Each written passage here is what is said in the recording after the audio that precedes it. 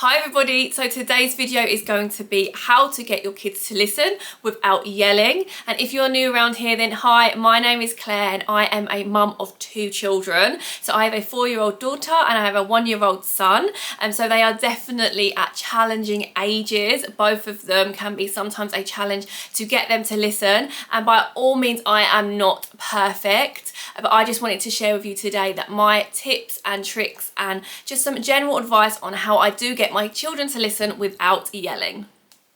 If you are new around here, I'd absolutely love for you to subscribe. I make lots of videos like this on parenting and parenthood, so I'd love for you to join in, so hit that subscribe button down below. Without further ado, let's get straight into this video. So getting your children to listen can be a challenge, but definitely with patience and consistency, they will listen and these tips will work. It's definitely a learning curve for both of you. I think sometimes we learn from the past and what our parents did with us, but that's obviously not always the right way. So I really want to try and share these with you today, and definitely stick at them, be consistent, and they will work. So the first one I'm sharing is to connect before you correct.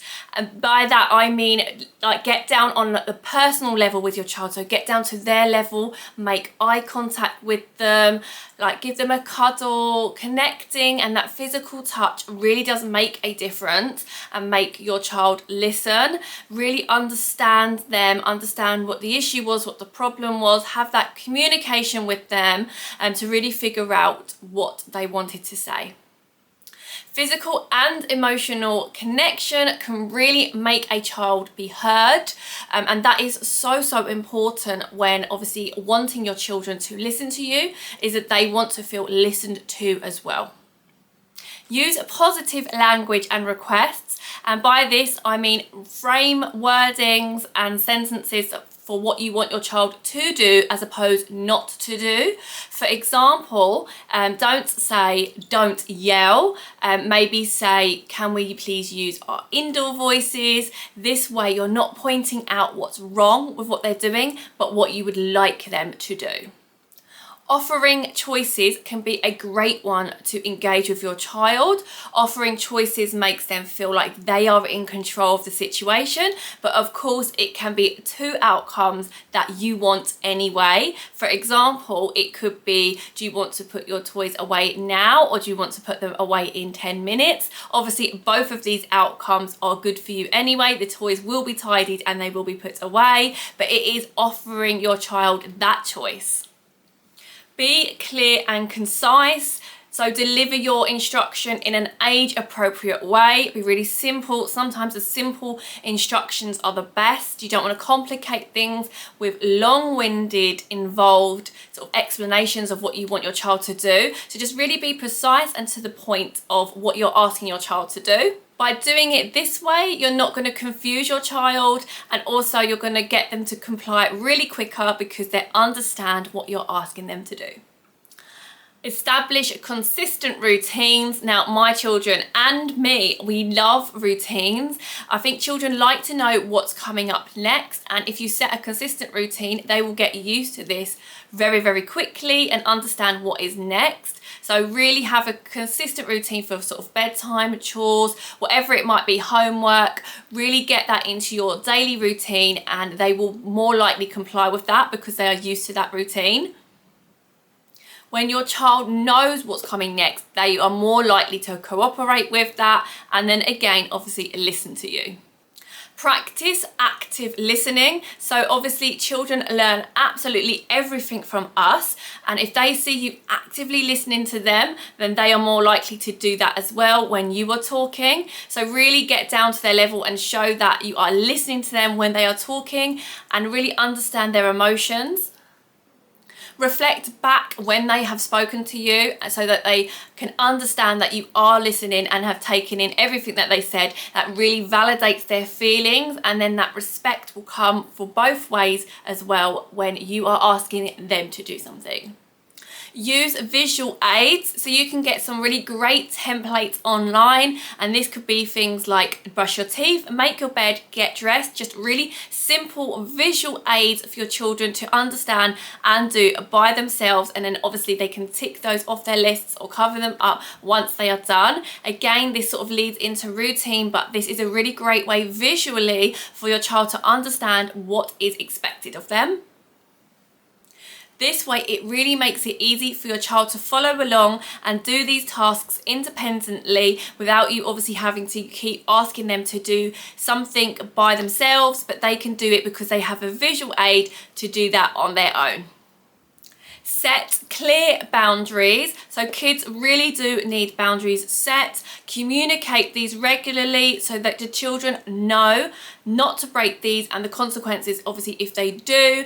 Kids really need reinforcement on these boundaries so that they are not broken within your home. Again, when your child knows their boundaries, they are more likely to adhere to them, and then they obviously know if the boundaries are overstepped, what those consequences are. It is all about communication and making sure you do keep up with that, and so they completely understand.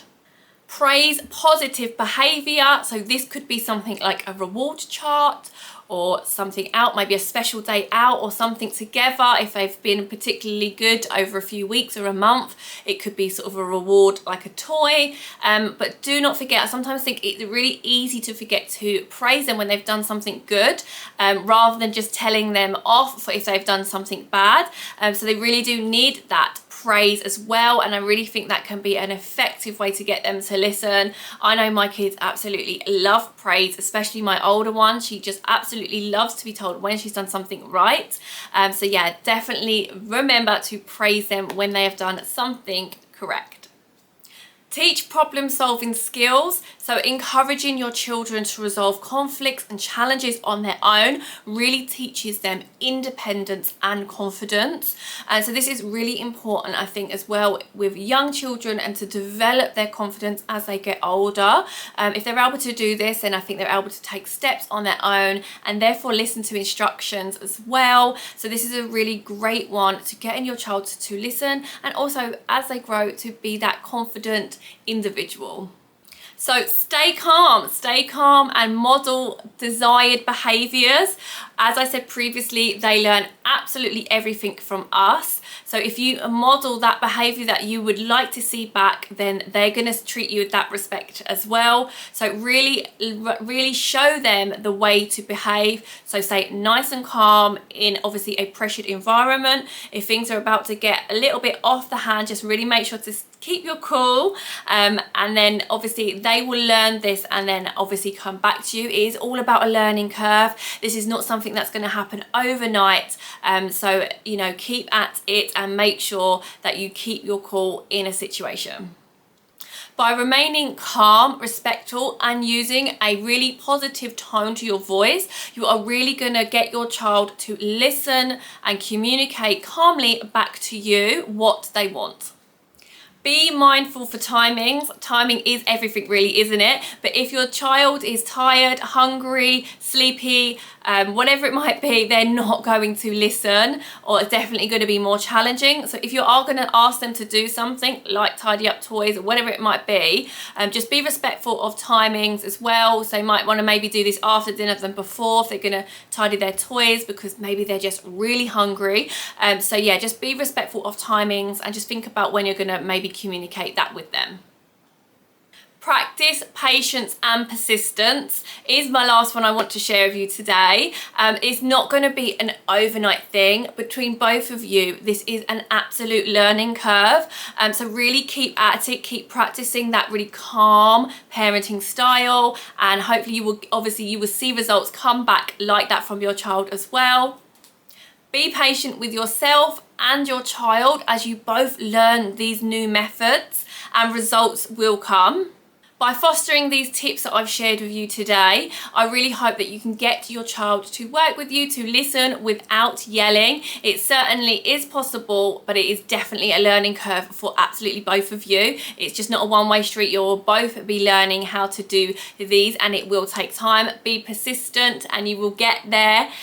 So I really hope you've enjoyed these tips that I have shared with you today. And if you have, then please do give a thumbs up and a like for me. And if you haven't already, hit that subscribe button down below, because I do make lots of videos like this. So I hope you've enjoyed this one, and hopefully I shall see you in the next one. Bye.